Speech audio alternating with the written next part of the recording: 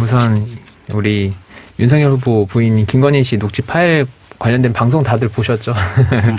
다들 봤는데 이거 녹취를 파일을 건네줬던 그 언론사 대표 말은 MBC에 괜히 줬다. 내용이 너무 많이 잘렸고 왜곡된 부분이 많다라고 이렇게 오히려 억울해 하셨는데 그럼에도 불구하고 방송된 부분에 대해서 몇 가지 문제점이라고 생각했던 부분을 제가 언급하자면 첫 번째는 그동안 윤석열 후보께서 줄곧 주장하셨던 게 김건희 씨는 우리 선대위에 아무런 관여를 하지 않고 있고 영향력이 없다라고 줄곧 주장을 하셨는데 이 방송에서 보니까 생각보다 김건희 씨가 캠프 깊숙이 관여를 하고 계셨고 상당한 영향력을 미치고 있었음을 좀 알아내는 부분이 있었던 것 같습니다. 그게 첫 번째고 두 번째는 약간의 성인지 관련된 문제점인데 여성분들이 미투를 하는 것은 돈을 안 줘서 그렇다. 그래서 성폭행 피해자분들께서 무슨 돈을 안 받아서 그렇게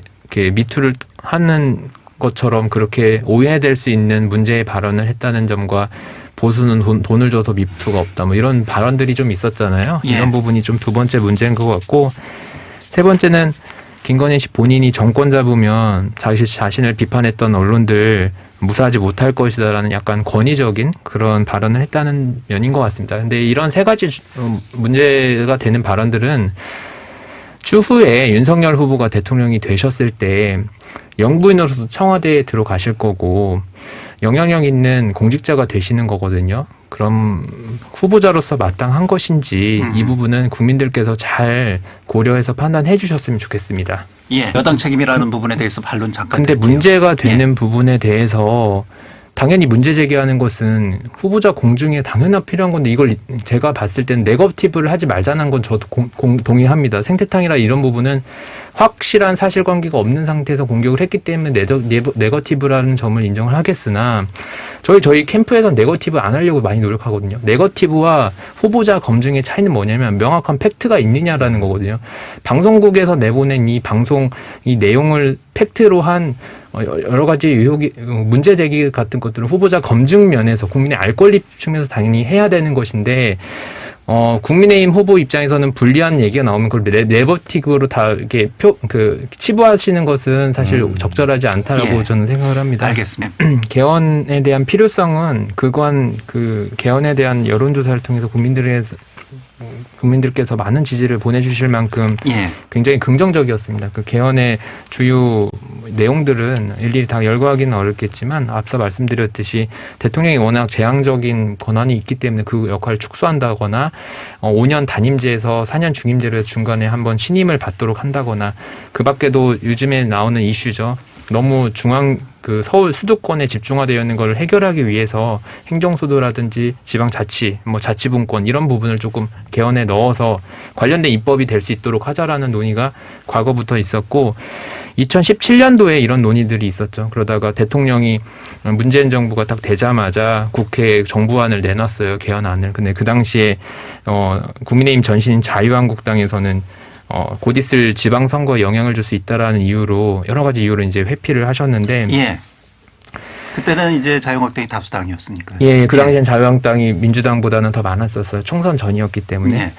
근데 그런 부분을 사실은 숨기셨어야 되는데 노골적으로 얘기한 부분 때문에 그 당시에 많은 여론의 문매를 맞았어요. 그 당에서도 사실 비판했던 내용입니다. 근데 물론 지금은 그렇지 않겠지만 시기적으로 개헌에 대한 열망들은 좀 있으시거든요. 국민들께서. 그래서 제가 봤을 때는 이재명 후보가 먼저 얘기했다고 해서 그런 부분에 대해서 개헌에 대해서 안 좋은 점 얘기한다거나 이러지 말고 맞다. 개헌에 대해서 할 때가 됐다라고 해서 다른 대선 후보들도 좀 동참하셔서 개헌에 대한 내용을 좀 더 건설적으로 합의를 해 나갔으면 좋겠습니다. 생각보다 저는 말씀하셨던 그 권력구조 부분은 선거 앞두고 합의가 되기 어렵다는 것에 대해서 동의하는데 말씀하셨던 그 지방분권, 특히나 세종시법 같은 것들, 행정수도법 이런 것들도 사실 되게 쉽지 않을 수밖에 없다고 저는 좀 비관적으로 볼 수밖에 없는데 그 부분에 대해서 국민의힘에서 조금 더 스탠스를 좀 바뀌었으면 좋겠어요. 왜냐하면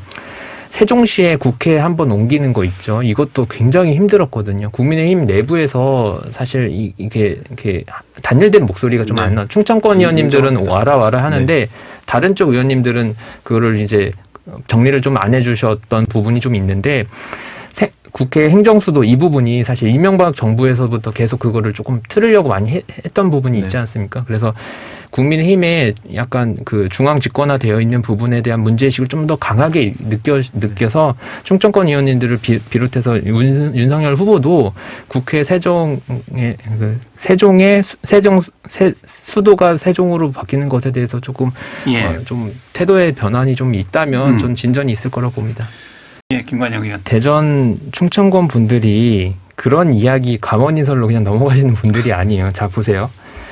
국가 이익을 말씀을 하셨고 항공우주청 얘기하셨는데 항공우주청이 경남에 지금 될지도 모르는 부서입니다. 항공우주청이라는 게.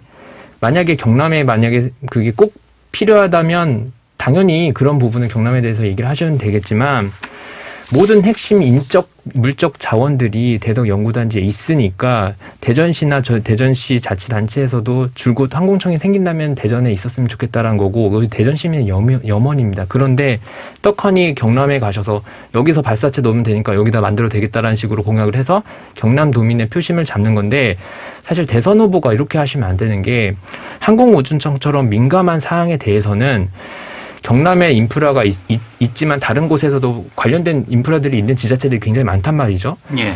타당한 곳에 항공우주청을 설립하겠다라는 정도가 사실 대선 후보가 해야 될 줄 공약이라고 저는 생각을 합니다. 근데 대선 후보가 아까 제왕적 대통령을 지향한다고 하시면서 청을 하나 만드는 걸 대통령 지시로 만들 수 있는 것처럼 특정 지역을 꼽는다? 굉장히 위험한 포퓰리즘적인 생각이라고 생각을 하고 그 부분에 대해서 해명하시려고 뭐 대덕 연구단지 제2의 난지단지 만든다고 저는 그런 공약에 대해서 대전 시민들께서 얼마나 진정성을 느끼실까. 이 가상화폐 시장 규모가 매우 커져가고 있고 이게 단기간 유행이 아니지 않습니까? 굉장히 오랜 기간 지속적으로 하고 오히려 발전하고 있는 면에서 이제 국가가 제도화하고 보호해주고 관리를 해야 되는 시점이 온 것 같습니다. 다만 이걸 과세를 해야 되는 시점이 너무 짧다 보니까 좀 유예에 대해서 좀 필요성이 좀 있는 것 같아서 정부가 말하기 전에 양당 후보께서 먼저 이렇게 제안을 하시는 식으로 공약이 발표가 됐거든요. 예. 그래서 유예가 되는 것은 사실 그렇게 크게 중요한 것은 아니고